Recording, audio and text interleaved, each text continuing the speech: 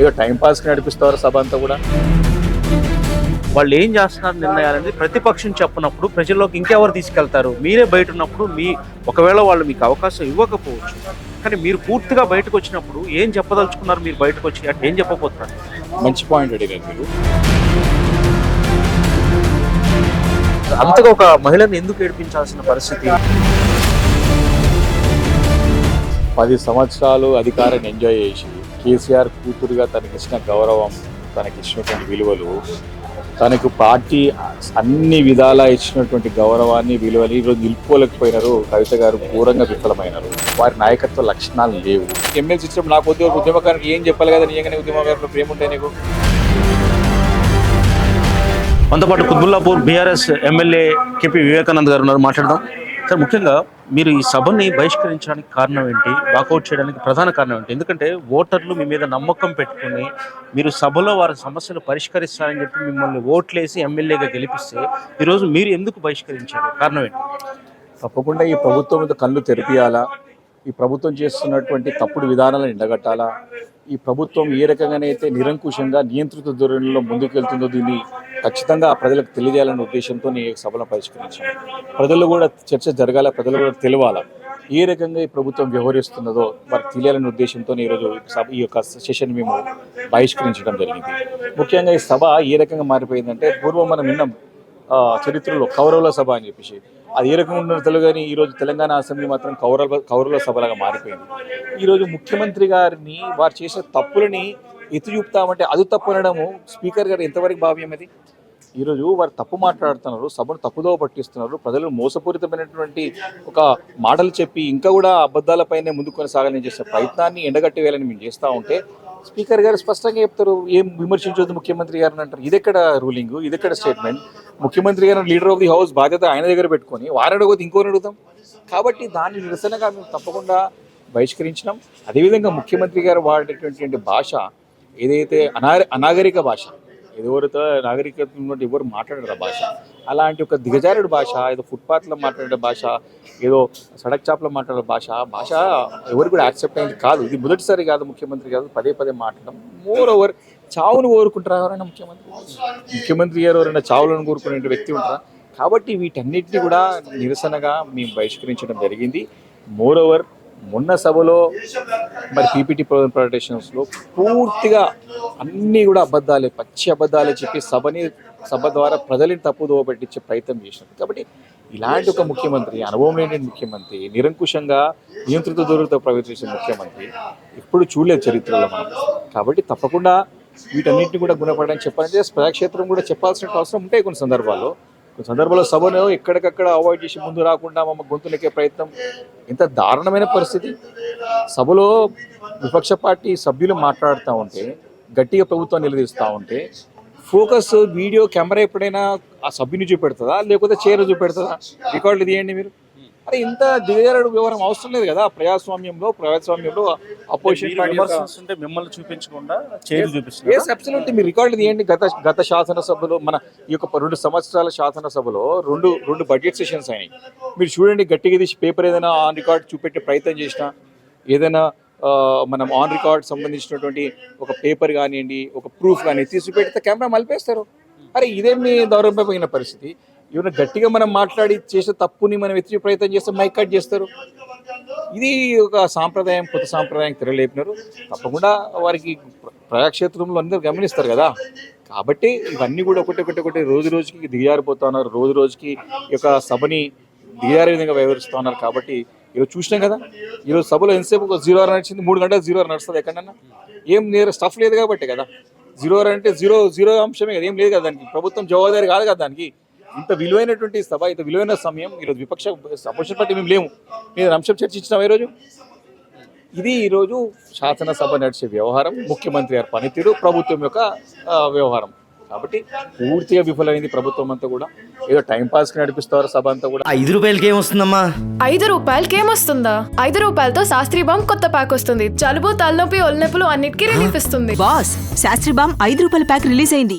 ఏదో సభ నడిపిస్తున్నారు, సిఫార్సు చేస్తున్నారు. కారణం ఏంటంటే ఏం చేయబోతున్నారు? సీఎం మీద మేము ప్రివిలేజ్ మోషన్ మూవ్ చేసాం వారికి వ్యతిరేకంగా. వారు ఏదైతే సభను తప్పుదో పట్టించే ప్రయత్నం చేశారో దాన్ని ఎత్తి చూపుతున్నాం. క్లియర్ కట్గా దొరికింది కదా, ఆన్ రికార్డ్ దొరికింది కదా. ఏం దొరికింది? నీకు రాయలసీమ లిఫ్ట్ ఇరిగేషన్ని నేను చంద్రబాబు నాయుడుతో మాట్లాడి ఆపించిన పనులన్నీ ఆపించిన అని చెప్తున్నాడు. అరే 2020లోనే కోర్టు స్టే చాపిందని చెప్పేసి ఎవరు చెప్పినారు? ఇప్పుడు నా ఆంధ్రప్రదేశ్ ప్రభుత్వం చెప్పింది కదా. అది నీకు క్లియర్గా నీకు డిస్ట్రక్షన్ ఆఫ్ ఫ్యాక్ట్స్, నీకు సభను తప్పుదో పట్టించడం, సభ ద్వారా ప్రజలను మోసం చేయడమే కదా. ప్రివిలేజ్ భవిష్యత్ ఖచ్చితంగా మూవ్ చేయాల్సి వస్తుంది కదా వారి మీద. ఈరోజు అన్ని ఆ రికార్డులు అపెక్స్ కౌన్సిల్ ఉన్నటువంటి 1 and 2 కౌన్సిల్ ఉన్నటువంటి ఆ మినిట్స్ ఉన్నటువంటి అన్నీ కూడా డిటరేట్ చేస్తూ వాటిని ఫ్యాక్ట్స్ అన్నింటినీ కూడా అంటే వక్రీకరించి చెప్పడం, అవన్నీ కూడా మేము సరైనది వారు తప్పు రెండు పెట్టినాం. మూడోది తాత్కాలికంగా నీటి సర్దుబాటుని కూడా ఇది శాశ్వత అగ్రిమెంట్ అని చెప్పేసి మాట్లాడుతున్నాడే. ఇవన్నీ తప్పులే కదా, ఇవన్నీ అబద్ధాలే కదా. ఇన్ని రోజులు ఆడుతూ బయట నువ్వు అబద్ధాలు ఆడే నువ్వు లేకపోయిన హామీలు ఇచ్చి నువ్వు అధికారంలోకి వచ్చినావు. ఈరోజు మళ్ళీ ఇంకా కూడా అబద్ధాలు ఆడి ఇంకెన్ని రోజులు పబ్బం గడుపుకుంటారు. వివేకానంద గారు, మీరు సీనియర్ ఎమ్మెల్యే, మీరు ఈరోజు సభలో మీలాంటి సభ్యులు లేనప్పుడు ప్రభుత్వం తీసుకునే నిర్ణయాలు కానీ జీవోలు కానీ ఇవన్నీ కూడా ఏకపక్షంగా ఉండే అవకాశాలు స్పష్టంగా ఉంటాయి. వాళ్ళు ఏం చేస్తున్నారు నిర్ణయాలు అనేది ప్రతిపక్షం చెప్పినప్పుడు ప్రజల్లోకి ఇంకెవరు తీసుకెళ్తారు? మీరే బయట ఉన్నప్పుడు ఒకవేళ వాళ్ళు మీకు అవకాశం ఇవ్వకపోవచ్చు, కానీ మీరు పూర్తిగా బయటకు వచ్చినప్పుడు ఏం చెప్పదలుచుకున్నారు? మీరు బయటకు వచ్చి అంటే ఏకపక్షం చేసుకోండి అని చెప్పబోతున్నారా? ఏం చెప్పబోతున్నారు? మంచి పాయింట్ అడిగారు మీరు. ఏకపక్షం కాదు ఇది. ప్రభుత్వం యొక్క పనితీరు, వారి యొక్క వ్యవహార శైలి ప్రజలకు అర్థం కావాలి.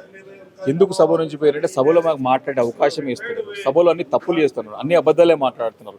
మన తెలంగాణ భాషలో, హైదరాబాద్ భాషలో తొందిరిగాలంటారు, తోతిరిగాలంటారు, తొండి అంటారు తెలంగాణలో అంటారు కూడా.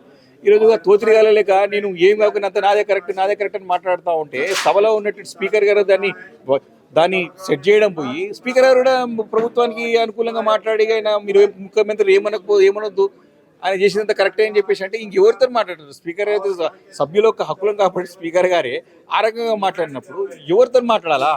తప్పకుండా అప్పుడు ప్రజాక్షేత్రంలో పోవాలా. మేము అదే మేము చేస్తూ ఉన్నాం. ఖచ్చితంగా ప్రజాక్షేత్రంలో పోతాం.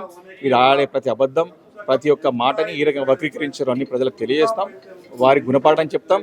తప్పకుండా గమనిస్తారు. ఇవన్నీ ఇది గతంలో చరిత్రలో చూసినట్టయితే ఎవరైనా సరే వన్ సైడ్ పోతే వాళ్ళు చరిత్రలు మిగిలిలేరు, కాలగర్భంలో కలిసిపోయినారు.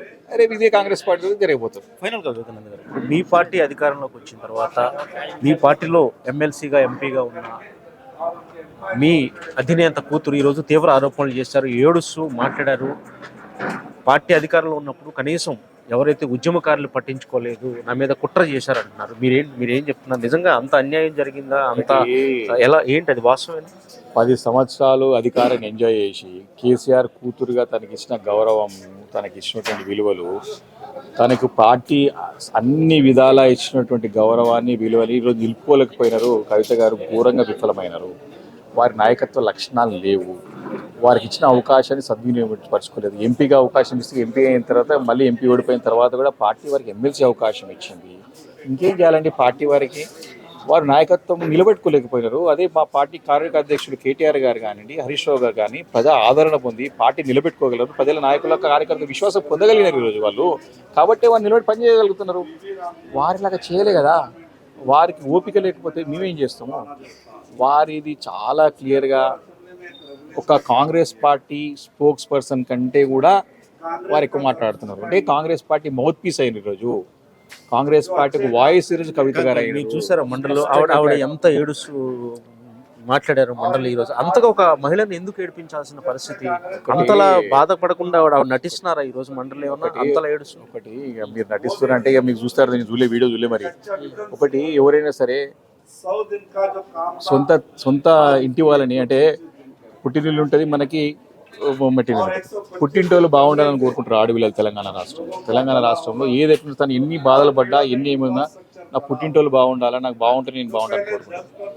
వీళ్ళు పుట్టింటి వారిని పుట్టిన పార్టీని కూడా ఈరోజు వారు మేలు కోరుకోకుండా పార్టీని లేకుండా చేయాలనే ఒక కంకర బదులే ముందుకు స్పష్టంగా అర్థమవుతుంది కదా.